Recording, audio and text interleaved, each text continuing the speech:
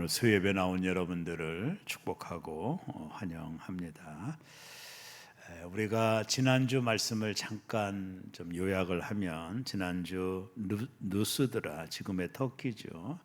이 누스드라라고 하는 곳에서 바울과 바나바가 나면서 안진뱅이 된 자를 일으킵니다. 놀라운 치유의 역사가 일어났죠. 그 장소가 루스드라라고 하는 곳입니다. 자, 이렇게 나면서 안진뱅이 된 자니까 그 지역의 사람들이 다 알고 있었던 사람이었겠죠. 걷지 못하던 그 사람, 다들 아는 지명도가 있는 사람이었을 겁니다. 근데 그 사람이 일어나 걸었다. 또 걸어 다니는 것을 직접 사람들이 보게 됐죠. 얼마나 놀랐을까요? 이런 기적이, 놀라운 기적이 일어난 겁니다. 2일 후에 오늘 말씀이 이어지는데 14장 11절에 이 기적 후에 사람들의 모습이 기록이 되어 있는데, 우리 다 같이 한번 사도행전 14장 11절을 다 같이 읽습니다. 무리가 바울이 한 일을 보고 루가오니아 방언으로 소리질러 이르되 신들이 사람의 형상으로 우리 가운데 내려오셨다 하니. 자, 이 루스드라고 하는 지역의 사람들이 나면서 안진뱅이 된 자를 일으켰던 바울과 바나바를 향하여 이 루가오니아 방언으로, 그리스 지역이죠. 루스드라와 더베 사이에 있는 지역인데, 그곳 사람들의 말로 뭐라고 말하느냐면, 소리질러 이르되 신들이 사람의 형상으로 우리 가운데 내려오셨다. 나면서 안진뱅이 된 자를 고친 이 사건 앞에서 이 이고니오 루스드라 사람들이 신이 내려왔다. 신이 아니고는 어떻게 걷지 못하는 자를 걷게 할 수 있나? 의심할 수 없는 기적 앞에서 분명히 신이 내려와서 이런 기적을 행했다. 이렇게 사람들이 생각을 한 겁니다. 왜냐하면 이 나면서 안진뱅이 된 자가 일어나 뛰기도 하고 걷는 것은 보통 일이 아니죠. 사람이 그렇게 할 수 없죠. 그죠? 그래서 이들은 신이 내려와서 그 일을 했다고 믿게 된 거예요. 자, 이들이 생각했던 신이 누군지 12절에 보면 이어서 나오는데, 다 같이 읽습니다. 바나바는 제우스라 하고 바울은 그 중에 말하는 자이므로 헤르메스라 하더라. 자, 이 그리스 지역, 이 헬라 지역에는 신화라는 게 있었어요. 그들이 믿었던 신화가 뭐냐면 제우스 신에 대한 신화입니다. 헬라 사람들은 일찍이 가장 큰 신은 제우스 신이다, 이렇게 믿었다라는 거예요. 헬라 사람들은 이 헬라 사상에서 가장 중요한 신에 대한 개념입니다. 그리고 또 하나 신이 헤르메스라고 하는 신을, 그러니까 제우스와 헤르메스라고 하는 신을 저들이 숭배하고 있었다. 사진을 한번 잠깐 보여주면, 여기 수염이 긴 양반이 제우스고 여자 모양으로 있는 분이 헤르메스다, 이렇게 보면 됩니다. 자, 이 제우스와 헤르메스라고 하는 신에 대하여 헬라 사람들이 가지고 있었던 종교적인 인식이 뭐냐면 이런 얘기입니다.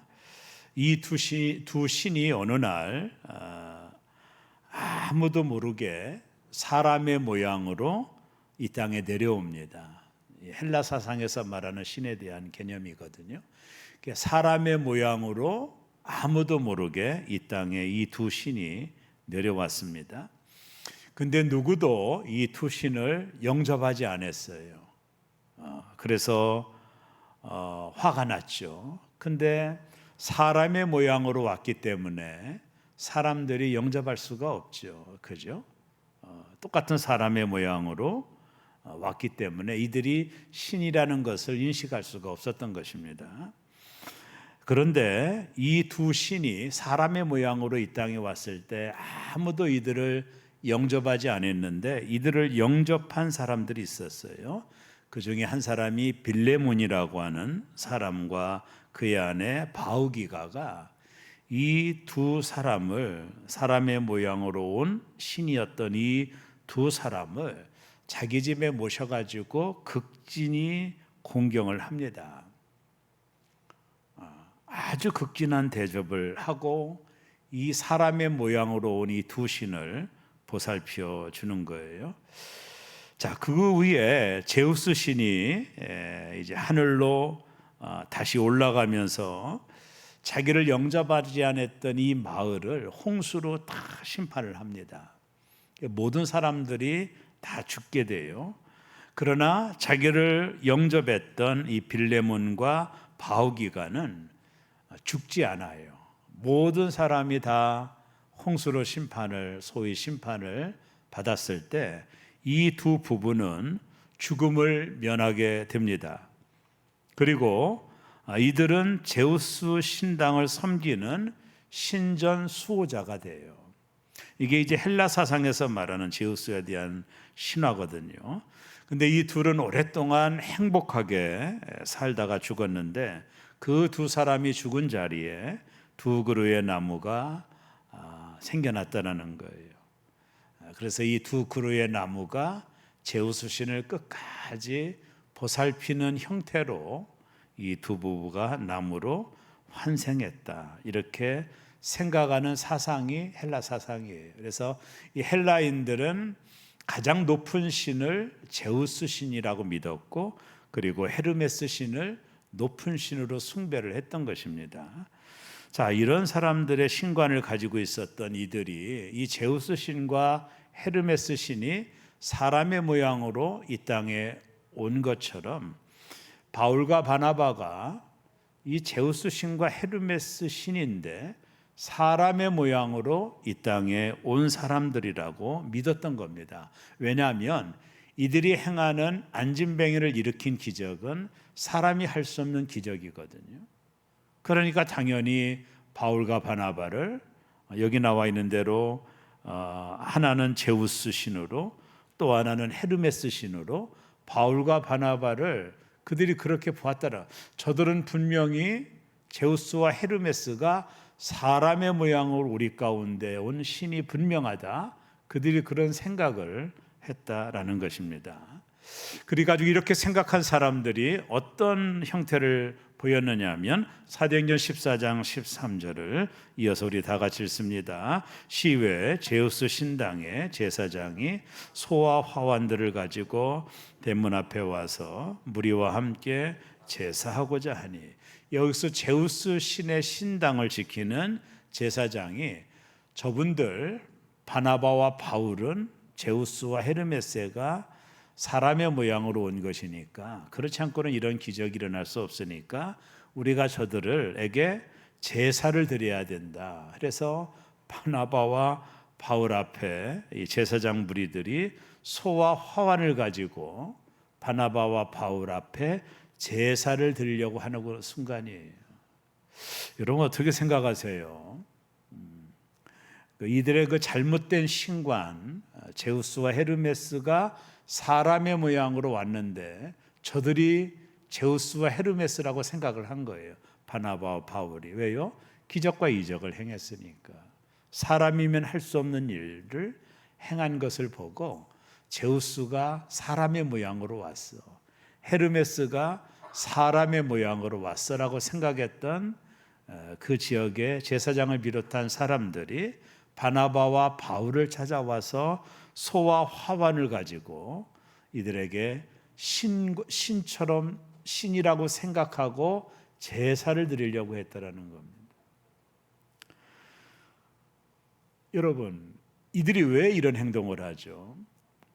혹여 이들을 잘 숭배하지 않으면 옛날에 제우스 신과 헤르메스 신이 이 지역을 다 홍수로 심판했던 것처럼 우리가 이 두 분 제우스와 헤르메스가 사람의 모양으로 왔다고 생각하는 이 두 분을 잘 섬기지 않으면 과거 우리 조상들처럼 헬라 신화에 나오는 이야기처럼 우리가 죽임을 당할 수 있을 것이다. 그래서 이들을 신으로 섬겨야 된다. 그렇지 않고는 홍수로 우리가 멸망을 당하거나 죽음을 피할 수가 없다라고 생각을 한 거예요. 그래서 이 바나바와 바울을 제사하려고 화환과 소를 가지고 온 겁니다. 이유는 뭐예요? 두려움 때문이죠. 혹여 이들이 사람의 모양으로 온 신이라고 믿었기 때문에 이들을 잘 숭배하지 않으면 홍수로 우리를 심판할 수도 있어. 우리가 죽음을 피할 수가 없어.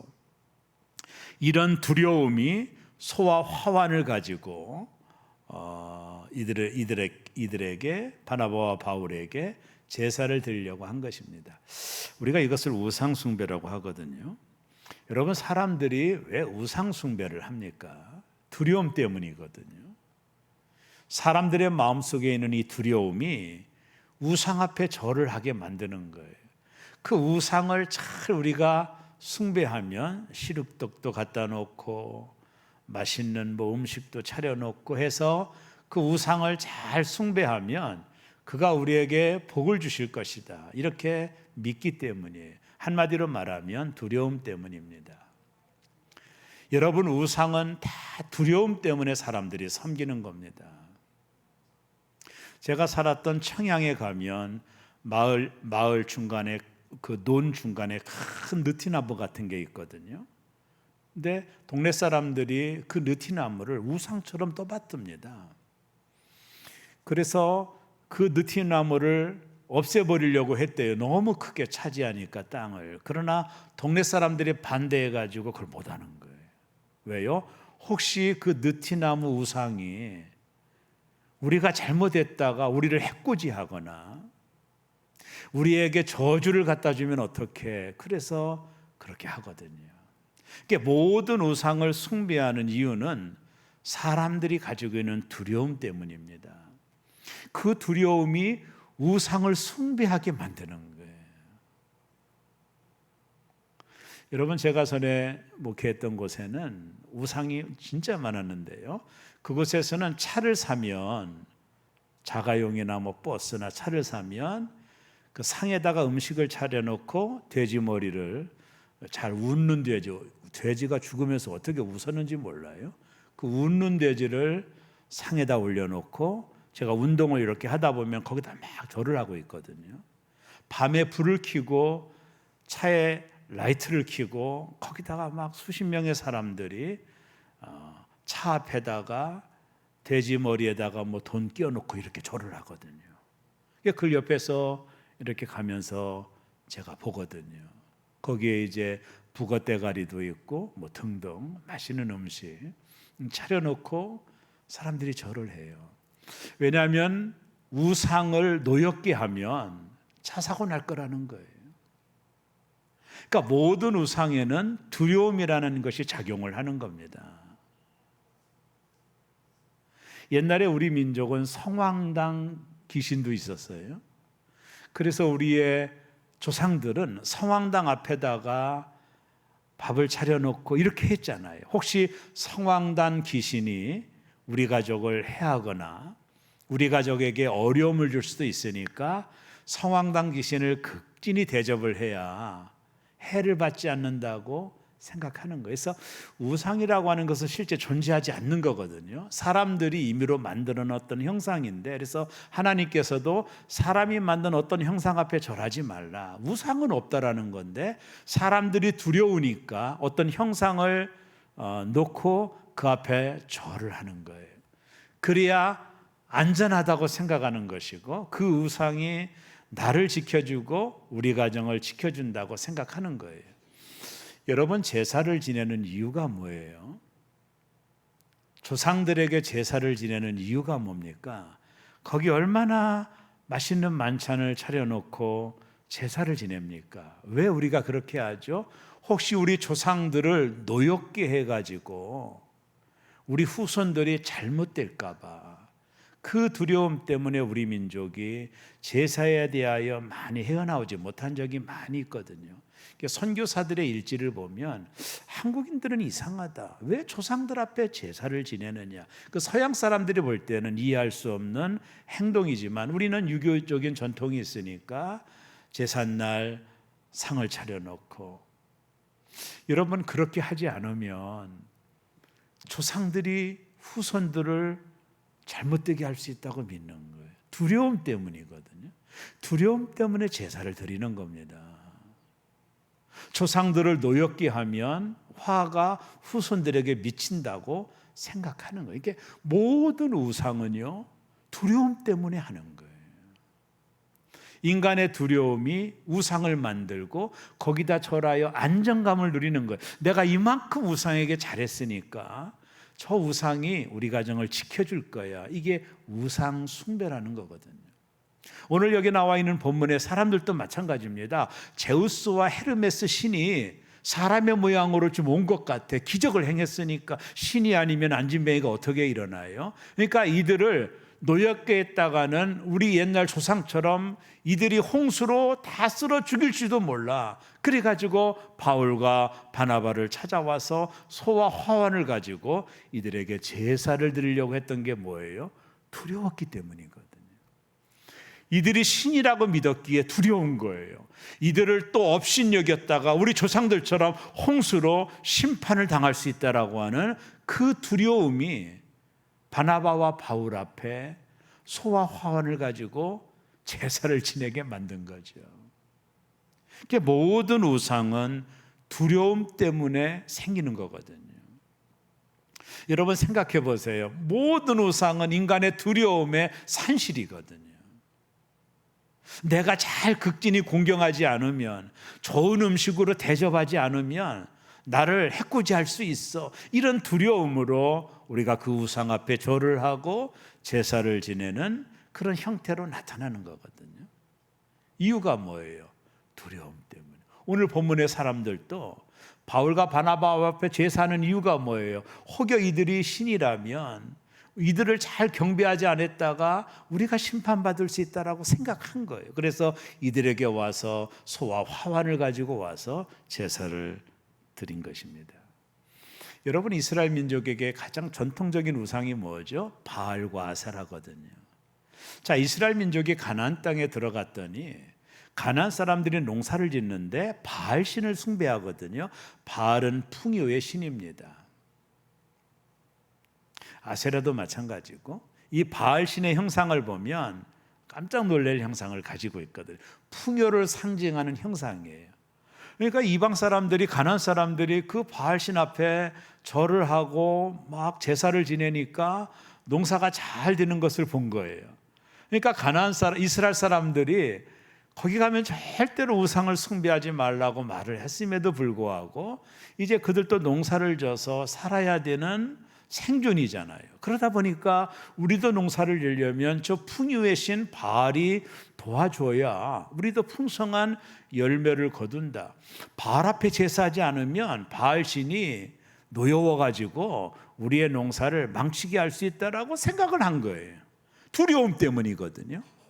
그래서 가나안 사람들이 바알을 섬기는 것처럼 이스라엘 사람들도 바알 앞에 절을 한 거예요. 그러니까 가나안에 들어가 가지고 하나님을 안 믿는 건 아닙니다. 하나님 앞에도 제사를 지내고 바알 앞에도 제사를 지내는, 그래서 엘리야 선지자가 뭐라고 말합니까? 너희가 두 개 사이에서 왜 머뭇거리냐 책망할 정도로, 그러니까 농사를 져야 되는 이스라엘 민족의 입장으로 보면 바알을 공경하지 않으면, 바알 앞에 제사하지 않으면 1년 농사를 망칠 수 있다라는 두려움 때문에 하나님을 믿는 이스라엘 백성이 바알 신 앞에 절을 한 거거든요. 이게 가나안의 이스라엘의 모습이었거든요. 이 모든 근거가 뭐죠? 두려움 때문이거든요. 저 풍요의 신이 우리가 저를 잘 섬기지 않으면 우리를 해코지해서 1년 농사를 못 짓게 만들 거야, 이렇게 생각을 한 거거든. 그 이유가 뭐예요? 두려움 때문입니다. 여러분, 모든 우상은 두려움 때문입니다.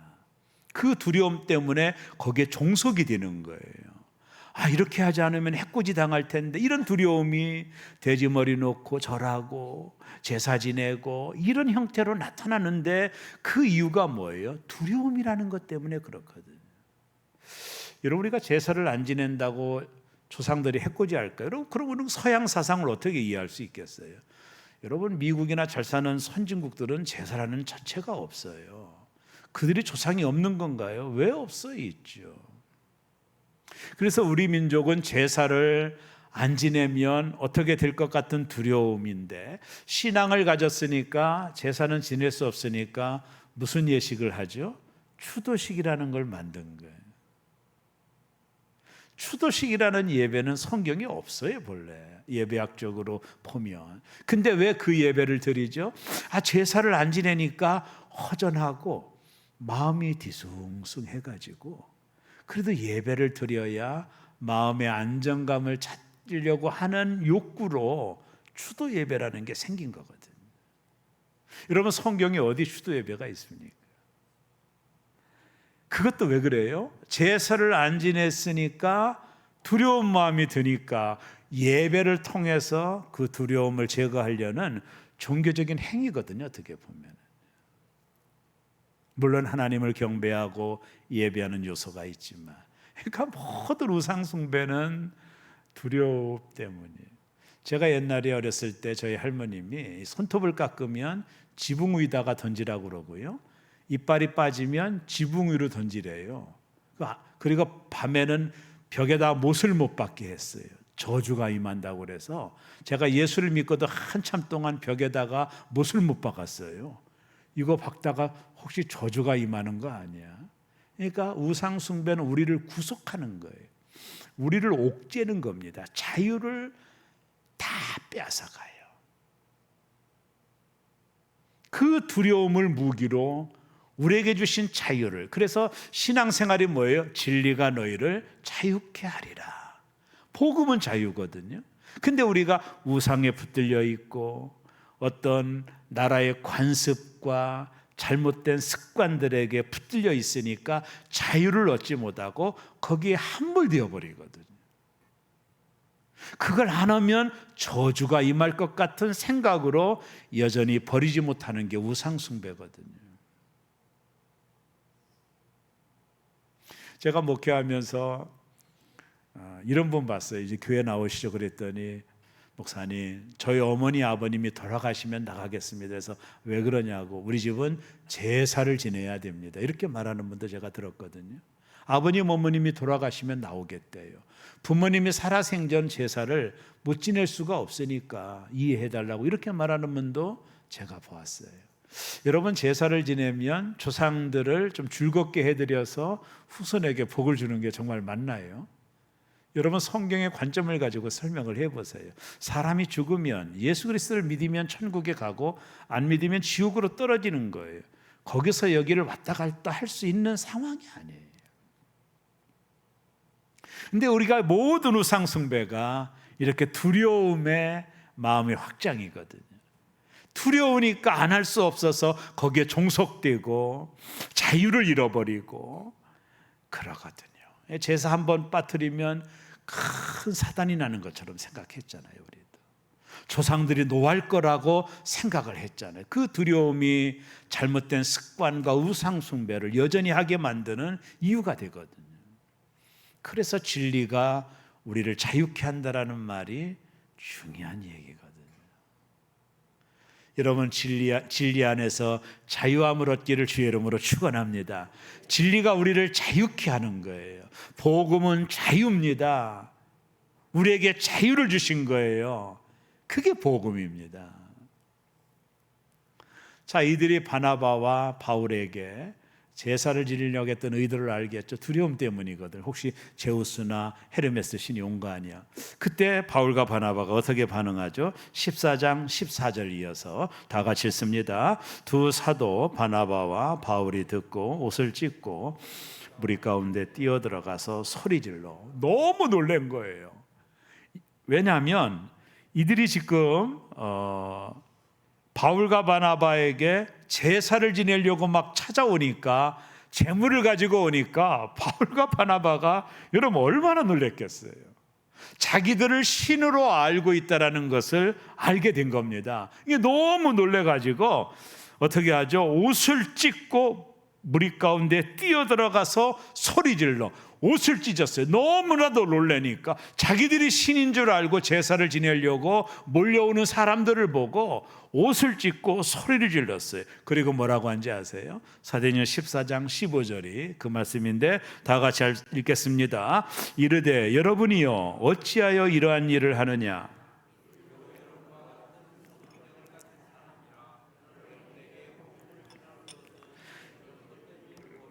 천지와 바다와 그 가운데 만물을 지으시고 살아계신 하나님께로 돌아오게 함이니라. 자, 바울과 바나바가 옷을 찢고 소리를 질러 뭐라고 말해요? 여러분들 우리도 당신들과 똑같은 사람입니다. 왜 우리 앞에 제사를 드리려고 합니까? 여기 성정을 가진 사람이라는 것은 당신들과 똑같은 사람들이라는 거예요. 우리는 신이 아니라는 거예요. 그러니 우리 앞에 그런 행동을 하면 안 된다라고 말을 하면서 우리가 복음을 전하는 것은 이런 헛된 일을 버리고 이렇게 우상 앞에 제우스 신 앞에 헤르메스 신 앞에 바알 신 앞에 절을 하는 것을 버리고 이건 헛된 일이라는 거예요. 이런 헛된 일을 버리고 천지와 바다와 그 가운데 만물을 지으신 살아계신 하나님께로 돌아오게 함인 것입니다.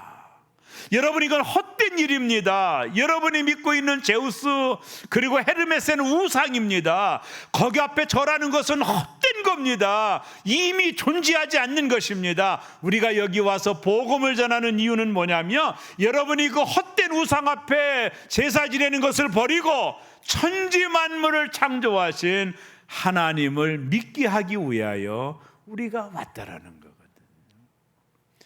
여러분 다른 사도행전에 보면 유대인들에게 복음을 전할 때는 특별히 유대적인 관점을 가지고 복음을 전했지만 여기는 이제 이방인들이거든요. 전혀 성경을 모르는 구약을 모르는 사람들이기 때문에 이들에게 복음을 전하는 색깔이 좀 다르게 나타나는 거죠. 여러분들이요 이제 제발 헛된 일을 버리세요. 여러분이 이거 헛된 일을 버리라고 우리가 왔습니다. 우상을 숭배하면 안 됩니다. 이런 얘기거든요. 제우스, 헤르메스 없는 겁니다. 사람들이 만든 우상입니다. 여러분들이 그 헛된 일을 버리라고 우리가 온 겁니다. 우리가 전하는 복음, 천지 만물을 창조하신 하나님, 천지와 바다와 그 가운데 만물을 지으신 살아계신 하나님 앞에 여러분이 헛된 것을 버리고 돌아오라고 우리가 여기에 와서 이 먼 거리를 와서 설교를 하고 있습니다 라고 말을 하는 거예요. 헛된 일을 버리라는 거예요. 우상을 버리라는, 살아계신 하나님을 믿도록 우리가 여기 왔다라는 것입니다. 그리고 16절에 정말로 유명한 말씀을 합니다. 우리 사도행전 14장 16절 다 같이 읽습니다. 하나님이 지나간 세대에는 모든 민족으로 자기들의 길들을 가게 방임하셨으나, 이게 상당히 중요한 말씀이에요. 자, 여러분 한번 질문할까요? 이순신 장군이 천국 갔을까요? 지옥 갔을까요? 그러면 여러분과 제가 존경하는 세종대왕 대왕은 지옥 갔을까요? 천국 갔을까요? 지옥 갔을까요? 천국 가지 못했을까요? 왜 천국 못 갔다고 생각하세요? 예수님을 안 믿어서요? 이들이 예수님을 어떻게 알아요? 아니, 이들이 예수님을 어떻게 아느냐고요.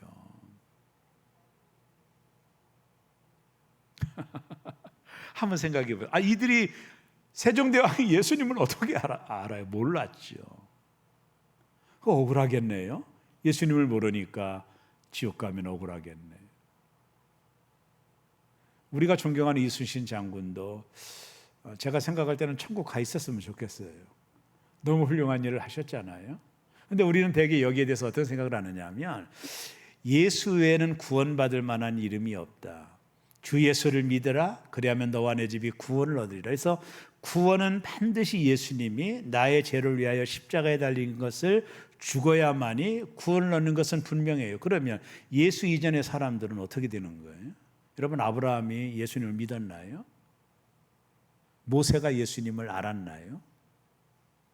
여러분, 예수님이 오기 전에 사람들은 얼마나 억울해요. 예수님을 알지도 못하고 만난 적도 없고 전한 것을 받지도 못했는데, 전도도 못 받았는데 억울하잖아요. 여러분 한번 생각해 보세요. 여기에 오늘 아주 중요한 키워드가 있는 거예요. 여기 보면 14장 16절에 보면은요, 하나님이 지나간 세대에는, 이게 뭐냐면 지금까지 지나간 세대, 창세 이후부터 지금까지 흘러온 세대를 말하는 겁니다. 언제까지? 예수 그리스도가 이 땅에 오셔서 십자가에 달려 죽으실 때까지. 그러니까 예수님이 2000년 전에 십자가에 달려 죽으실 전에, 그 전에 왔던 모든 세대들, 그러니까 전혀 예수님을 알지 못하고 예수님을 통해서 구원받지 못할 사람들. 왜요? 예수님을 모르니까. 2000년 전까지 하나님이 지나간 세대에는, 지금까지 왔던 모든 세대에는, 자 들어보세요, 모든 민족으로 자기들의 길들을 가게 방임하셨으니. 여러분, 여기 방임이라는 말이 이게 중요합니다. 그냥 두셨다라는 거예요. 자, 이런 뜻입니다. 하나님이, 예수님이 오시기 전까지 지나간 모든 세대 사람들은, 저들은 구원의 요건인 예수 그리스도를 믿는 것을 믿을 수가 없잖아요. 예수님이 2000년 전에 오셨으니까 그전 세대 사람들은 예수님을 알지 못한단 말이죠. 그러면 이 사람들은 얼마나 억울하겠어요. 우리는 예수님을 알아서 구원받았지만 이전까지 왔던 세대들은 예수님을 전혀 모르니까 구원을 받지 못했을 거 아니겠습니까? 더군다나 우리나라에 복음이 들어오기 전에 위대한 인물들은 또 어떻게 해석할 수 있겠는가? 자, 오늘 하나님께서 모든 민족으로 자기들의 길들을 가게 방임하셨다.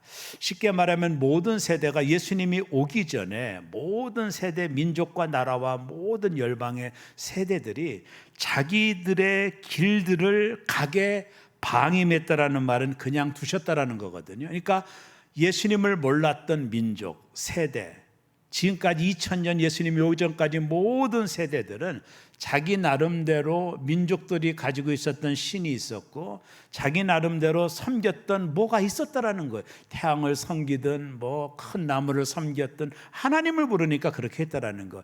이렇게 하도록 하나님께서 그냥 두셨다라는 거예요.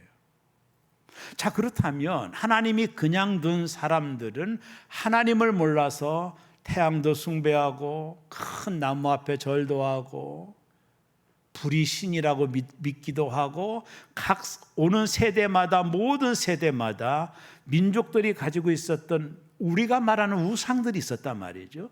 근데 하나님은 그것을 어떻게 하셨다고요? 그냥 두셨다라는 거예요. 자, 그러면 왜 하나님이 그냥 두셨을까? 아직 하나님의 아들 예수님이 이 땅에 오시기 전이니까 하나님이 이제 때가 차야 예수님이 오신 거 아니에요. 그래서 그 전까지 사람들이 무엇을 숭배하든 무엇을 믿든 그것이 우상이든 어떤 형상이든 그들이 하는 그대로 하나님께서 그냥 두셨다라는 거예요. 하나님이 간섭하지 않으셨다라는 거예요. 그러면 예수님이 오기 전에 사람들, 예수님을 모르는 사람들은 구원을 받을 수 있을까? 받지 못할까? 이순신은 천국 갔을까? 세종대왕은 천국 갔을까? 똑같은 질문입니다. 하나님이 그냥 두셨다라는 거예요. 그러면 그들은 억울하지 않겠나? 자, 이 내용을 조금 한 번만 더 좀 살펴보려고 합니다. 이게 그 사도행전 17장에 보면 이런 얘기가, 잘 들어보세요. 찾지는 않겠어요. 알지 못하던 시대에는 하나님이 간과하셨거니와, 그러니까 예수님을 알지 못하던 시대, 예수님이 오기 전에 모든 민족과 열방입니다. 알지 못하던 시대에는 하나님이 간과하셨거니와, 이 간과가 뭐냐면 관대하게 봐줬다라는 거예요.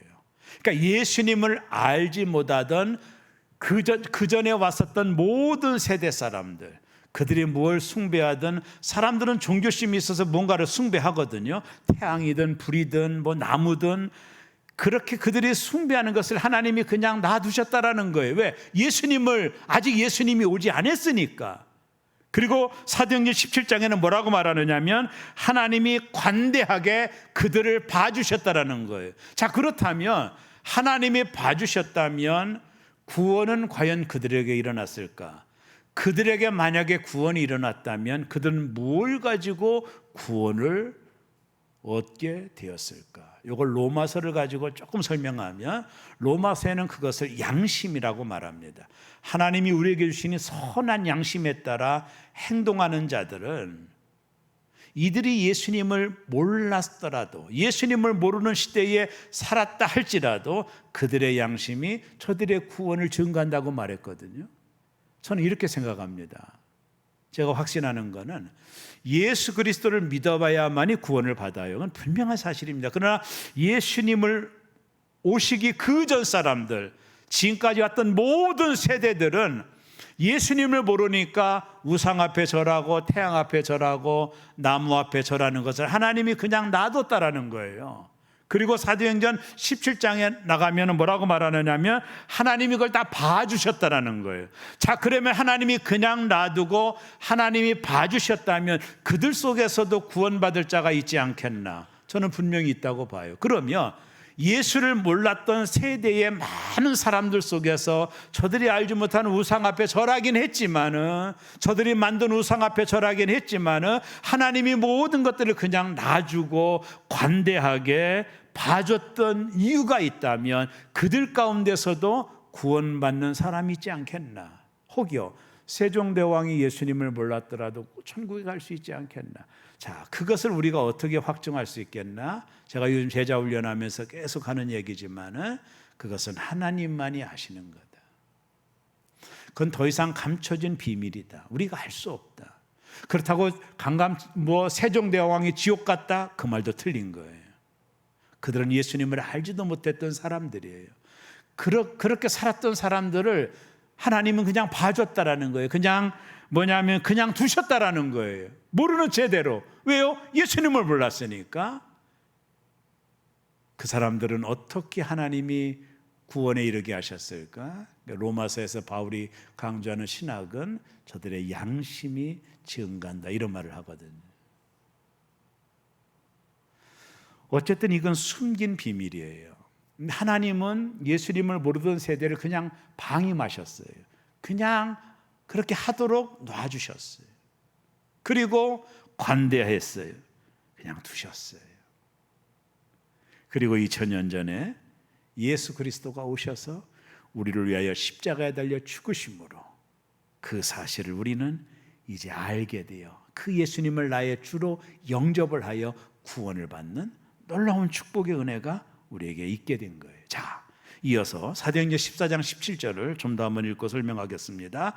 그러나 자기를 증언하지 아니하신 것이 아니니 곧 여러분에게 하늘로부터 비를 내리시며 결실기를 주시는 선한 일을 하사 음식과 기쁨으로 여러분 마음을 만족하게 하셨느니라 하고, 자, 사람들이 하나님을 모르고 예수님을 몰랐던 사람들이 우상을 숭배하고 제우스가 신이다, 헤르메스가 신이다, 예수님 몰랐으니까 이렇게 하는 사람들에게도 하나님께서 하늘로부터 비를 내리어 저들이 신분 열매를 거두게 하여 음식과 기쁨을 저들에게 줬다라는 거예요. 저들이 하나님을 몰랐더라도, 우상을 숭배했더라도 하나님은 여전히 저들에게 일반 은총을 베풀어서 저들에게도 결실기를 주시고 때를 따라 비를 내려 열매를 거두게 하고 저들로 하여금 풍족하게 먹게 살게 만들어 주셨다라는 거예요. 이것이 우리가 하나님의 일반 은총이라고 말하는 거예요. 하나님을 안 믿는 사람들은 비를 안 내리는 것이 아니라 그들에게도 여전히 공평하게 비를 내리셔서 모든 사람이 결실의 열매를 먹고 살도록 하나님이 일반 은총을 그들에게도 베풀어 주셨다라는 거예요. 이게 하나님이 우리를 향한 축복이거든요. 여러분, 하나님은 예수 믿지 않는 자들에게도 비를 내립니다. 우리에게도 비를 내립니다. 이게 일반 은총이라는 거, 모든 사람에게 동일하게 비를 내리시고 결실하여 수확의 기쁨을 누리도록 하나님이 여전히 인류를 향하여 그 은혜를 베풀고 계시다라는 거예요.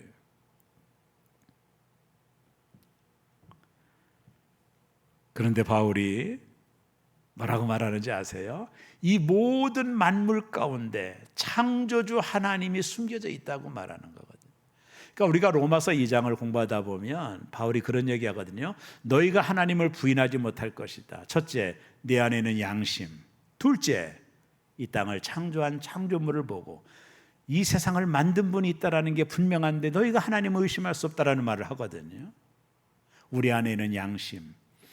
여러분, 우리 안에는 양심. 죄를 지으면 껄쩍지근하고 이걸 누가 준 거예요? 이게 사람이 만든 건가요? 하나님이 심어놓으신 마음이거든요. 누구에게나 있는 겁니다.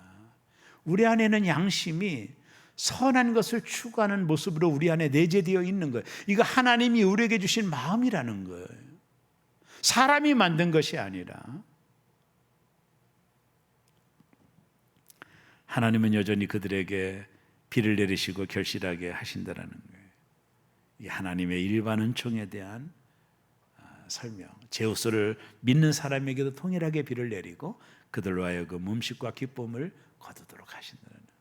그런데 이 모든 만물 가운데서 하나님의 살아계심을 볼 수 있도록 천지 모든 만물들이 살아계신 하나님을 증언한다는 거예요. 존재하는 모든 것은 만든 자, 메이커, 만든 자가 있는 거거든요. 그냥 존재하는 게 어디 있어요?